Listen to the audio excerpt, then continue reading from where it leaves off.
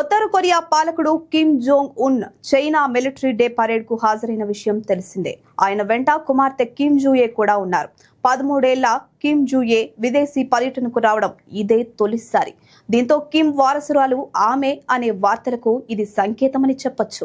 Beijing లో రైలు నుంచి దిగి వస్తున్న సమయంలో ఆమె కిమ్ వెనుక ఉన్నట్లు అంతర్జాతీయ మీడియా వర్గాలు వెల్లడించాయి. మొదటిసారిగా 2022లో కిమ్ తన కుమార్తెను ప్రపంచానికి పరిచయం చేశారు.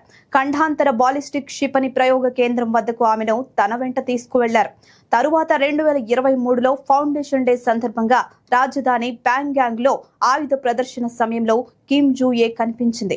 నాటి నుంచి పలు అధికారిక కార్యక్రమాలకు కూడా హాజరవుతోంది. ఇలా పదే పదే కుమార్తెతో ప్రత్యక్షమవడం వెనుక భవిష్యత్తులో పగ్గాలు తన వారసులకే దక్కుతాయి అన్న సంకేతాలను కిమ్ పంపుతున్నారని విశ్లేషకులు భావిస్తున్నారు. కిమ్ జూయే మొదటిసారి కనిపించినప్పుడు ఆమె కిమ్ ప్రియమైన కుమార్తెగా అక్కడి మీడియా అభివర్ణించింది. తరువాత గౌరవనీయమైన కుమార్తె అంటూ ప్రస్తావించింది. ఈ విశేషణాన్ని అత్యంత గౌరవనీయులకు మాత్రమే ఉపయోగిస్తారు.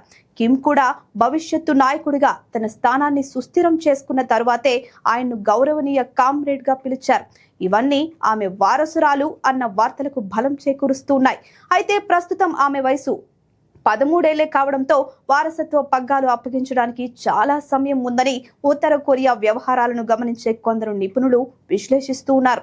కాగా దక్షిణ కొరియా నిఘా వర్గాల ప్రకారం కిమ్ కు 3 పిల్లలు.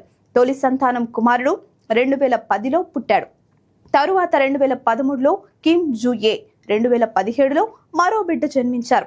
కిమ్ అనంతరం ఆయనకు రెండో సంతానంగా పుట్టిన కుమార్తె కిమ్ జూయే అధికారాన్ని చేపట్టే అవకాశం ఉందని స్థానిక అధికారిక వర్గాలు పేర్కొంటున్నాయి.